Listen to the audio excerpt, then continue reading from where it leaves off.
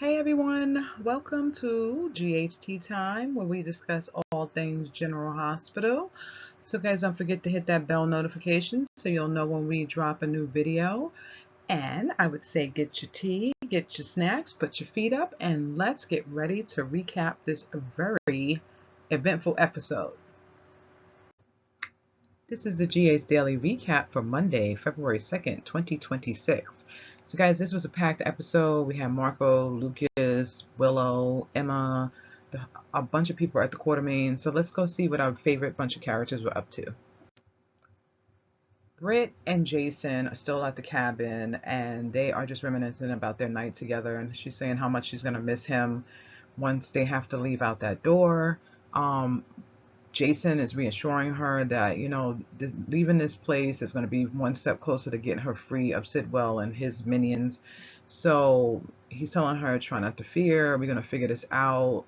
He's going to get the medicine that she takes cloned so that she'll have it. Which one thing that I thought was a little strange is that she said she had 4 vials of the medicine at her house. And I'm like, if you have this disease, why are the medicine like? Why don't you keep one on you? She did look at how she got stuck at this cabin. What if she couldn't get home to get that medicine? So it kind of doesn't make any sense that she doesn't carry any of it with her. But anyway, she was like she has to go back. She has extra at the at her apartment, and she's going to give it to Jason so he can get it figured out and figure out what it is so that she'll have it. I I've been saying for a minute, I don't know if Britt even has anything. I feel like this has been conspired from a long time. I'm trying to think if she probably really even has an illness. But I think I'm gonna do a separate video on that and talk about that more.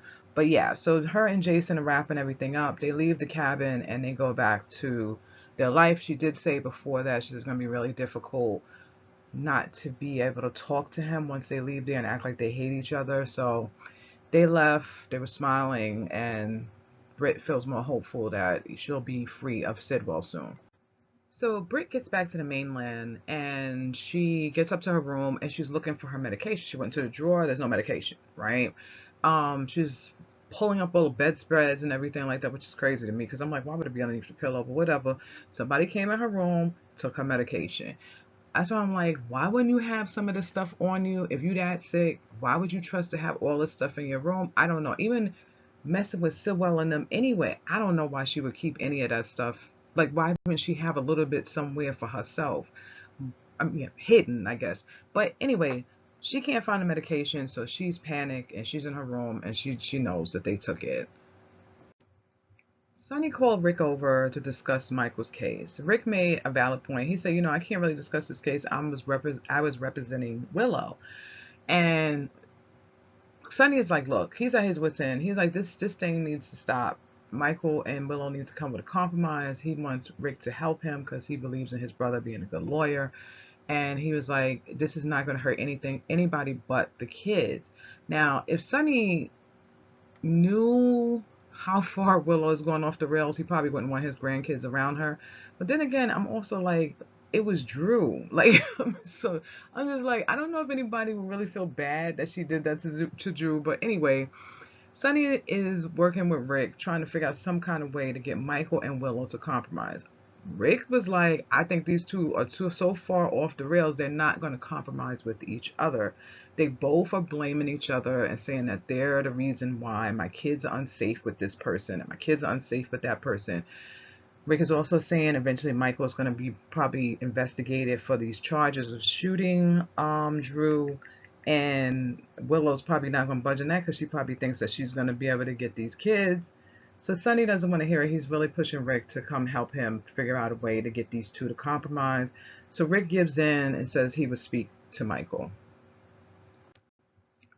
So Michael comes over, speaks to Sonny and Rick is just kind of trying to get him to compromise. Like, can you sit down, Willow, and figure something out? At first Michael's like, I don't even want to talk to him because that's Willow's attorney. And he's like, no, I'm not Willow's attorney anymore. He's trying to, we need to just try to figure something out best for the kids. But Michael's not willing to change. He's like, no, I'm not doing it, right? While he's there, I mean, Rick actually mapped out the same thing he said to Sonny, they may bring you up on charges. You should get ahead of this before any of this other stuff goes down. While Michael is there, he gets a call from Diane, and Diane is like, "You got to come now because 88 Turner wants to speak to you about this case." I don't like that they're trying to even put this on Michael. Now, 88 Turner doesn't make any sense. I know she's trying to save face, but she knows Michael didn't do this. So it's kind of doesn't make any sense for her to try to build a case against Michael. Now, what if it blows up again? It makes her look bad. So if you know Michael didn't do this, the case is not going to go in your favor. So why would you sit there and try to pin this on somebody that didn't do it? I don't know. But anyway, Michael has to go meet Diane, and that's where it left off. Gio and Emma were talking to Brooklyn and Chase, and they were concerned because they were like, last night they were supposed to meet Tracy to help her get her stuff back. And they haven't heard from Tracy since. So Brooklyn, Chase, Emma, and Gio started panicking a little bit because they were like, maybe she's stuck on the side of the road. Where did she go? Tracy walks in and she starts telling her story about how she was with Martin, and they worked out an agreement, and Martin actually helped her take her stuff to her car, and she's going to pick up the rest of her stuff later, and it's going to be brought back to the Quartermaines, right? Chase. Okay. Chase decides to chime in and says, "Did you ask Willow, can you take this stuff?" What? It's like, why? Why would she ask Willow? Can she take back her own stuff? Didn't Drew steal that stuff? Look, I'm telling you, Tracy, that guy needs to be on the clock. Anyway, Tracy was like, Drew's lawyer was there. He didn't have any problem. He actually helped me bring the stuff out to the car. If he had a problem, he would have said something, right? So Chase is like, basically, kind of frowning upon how she got her items back. Anyway, so after that, so Jason walks in and Chase is like, "Where have you been at all night?" And I'm like, "What?" Okay, anyway, so Brooklyn says to Jason, the kids got stuck down at the old cottage that Michael was living in, and that Yuri found them and brought them back to the main house. Now the kids were still on Quartermaine property, right?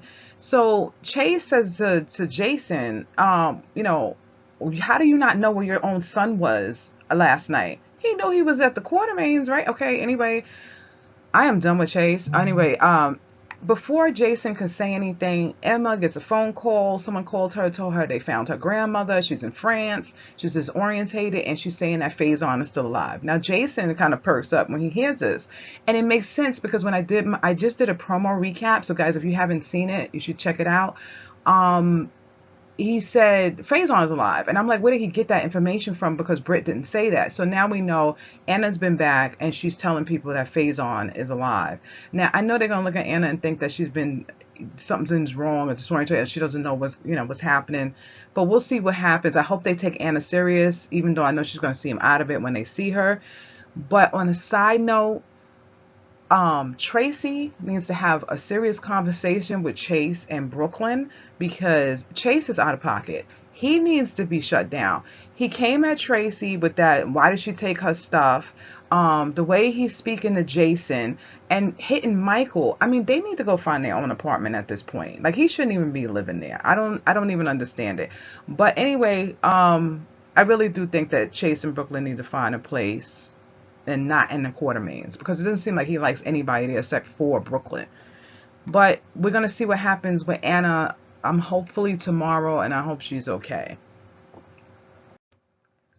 Alexis, Willow came to see Alexis, and she wants Alexis to be her lawyer for this because she got her off. She wants her to be her custody lawyer, which is crazy because she's a criminal defense attorney. So go find another attorney. Anyway, that's what she came by to ask Alexis, can you represent me in this custody agreed to trial with Michael? Alexis is like, that's not my kind of law. You need to find another lawyer. Willow's pushing back and stuff like that. She did give a little slight Drew update. We haven't seen Drew yet since his stroke, and she said, Drew is, I guess he's alert. He can't speak. He can't move. And that's where she left it at with Drew. But as she's sitting there, she's talking to Alexis. Alexis is like, no, because Alexis is really like, she knows what Willow did, so she really doesn't want to represent her because she don't think those kids should be in the house with Willow. But, you know, she's trying to do the little dance around and she's like, well, you know, I don't, that's not my field of law. You should find somebody else, you know, blah, blah, blah. And Willow basically blackmailed her with Scout. Like, oh, well, you know, Scout needs you. And if you, how would it be if you can't see her? And if you get, so she was doing a roundabout blackmail. Like, either you're going to do this for me or you're not going to see Scout. You know, look, I feel so bad for that little girl. I'm like, somebody needs to save her. But what I don't understand, before I can understand Alexis not going after Drew, it would have been really difficult for her to try to get custody of Scout because her father was fine. But her father's not fine now. Like, her father had a stroke. He cannot take care of her. He cannot speak. He cannot move. This woman is his wife of like a month. Why doesn't Alexis go to the court and try to get custody of Scout? I mean, they keep holding this child over her head. Eventually, they're not going to let her see Scout anyway. So I'm just like, why are you doing this? You know, this is when the writing gets a little sticky for me, when I go like, you have these characters and you make them seem so smart, and in situations like this they seem so dumb, because she didn't even try to see if she can get custody of him. That man is incapacitated. He cannot take care of his child legally. This woman shouldn't have rights over this child. So either bring back Sam or give Alexis some sense, but she's going to be Willow's lawyer because she's saying that's the only way she's going to see Scout. They would have to put something in writing for me. I'm sorry. I'm like, you want me to be your lawyer? Okay, well, you need to put in writing that I can see Scout, Danny can see Scout, blah, blah, blah, or I'm not doing it. Because I don't believe y'all. But Alexis ain't saying nothing. She's just going along with the program, and this is when they make the character look dumb. So anyway, she agreed to be Willow's attorney, and we're going to see where they go from that. So Suzanne came in, and Alexis was telling Suzanne that Willow's blackmailing her again. And Suzanne is like, well, you need to do what you can do so you can see your granddaughter. And I don't agree with Suzanne's advice on this. I think that Alexis needs to figure out some other plan, because Drew already blackmailed her. So is this going to be just a regular thing? Everybody just blackmailing Alexis for the rest of her life so she can see Scout? No. So this ain't it. Alexis needs to figure something else out. I'm going to have to find some red flag emojis for this slide because I'm sorry. Marco is one big red flag. Lucas tells Marco, I don't want to stay at Windermere no more. We should get our own apartment. He is a lawyer. This man is a doctor. Y'all got money, right? Y'all got some kind of money coming in, right? So he's like, no, what's wrong with staying at Windermere? This is Marco. And Lucas is like, I don't like staying there. And then he was just like, he told him straight out, I think Pascal is creepy. I think the whole place is creepy. Okay, I think Pascal is creepy. The house is creepy.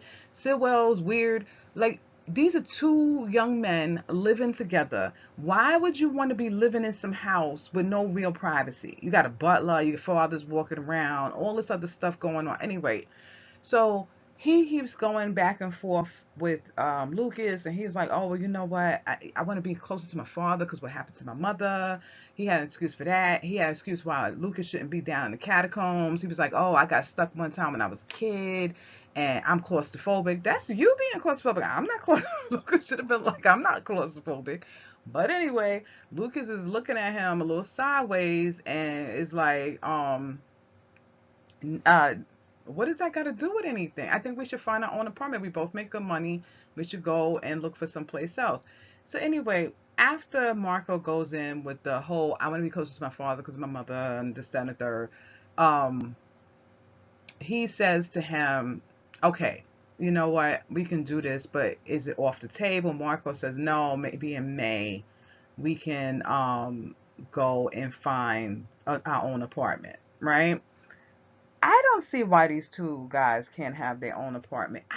Honestly, I don't even know why Marco wants him living there. It is dangerous. If he loves Lucas, why would he want Lucas living in that place? He has already said he went downstairs. Let me clarify. Lucas said he was in the catacombs or near the wine cellar, and here comes Pascal popping up, and he was like, it's almost like he just appeared. And I'm like, that's already too much. Like, he needs to get Lucas to some kind of safety if he cares about him. So this shows me that Marco really doesn't care about Lucas.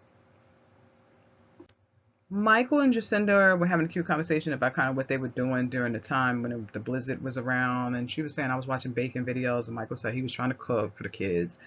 And basically, it was just a catch up session. And while they were there, Christina came in and she said, oh, it's good to see both of y'all. And Michael said he had to go because his father called and he had to go see what Sonny wanted him to talk about.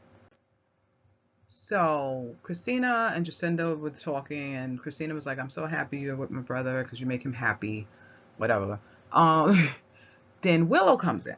Willow starts talking to Christina like, oh, we're best friends. And Christina kind of shut that down. She was like, you're not my best friend, you know? And then Willow kind of said to her, well, maybe I need to evaluate who Scout needs to be around. Maybe she don't need to be around everybody. Here we go, using this poor baby as leverage, right? So I guess she's gonna be like Danny and be ousted from seeing Scout. Then she turns to Jacinda and tells Jacinda, thank you for helping me get my kids back because your long, lengthy criminal record is going to help me, get my kids. And I'm like, what did she do? Like, what did she really do that Michael can't see these kids? Anyway, she's black. She's threatening folks. So Willow is slowly going down her villain arc era, and I'm sure this is just going to get progressively worse. So guys, that was the end of the episode. If you haven't already, hit the bell notification, hit the like and subscribe because it really helps the channel. And thank you for joining us at GHT time, and I will see you again shortly. Bye.